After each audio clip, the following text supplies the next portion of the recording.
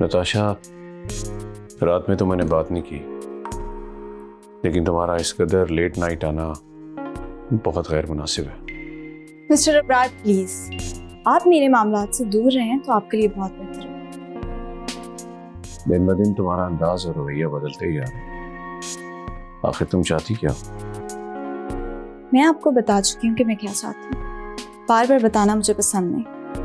Paper तैयार होने में वक्त लगता है, लेकिन मैं पूरी उम्मीद हूँ तुम्हारी ये ख्वाहिश भी बहुत जल्द पूरी हो जाएगी।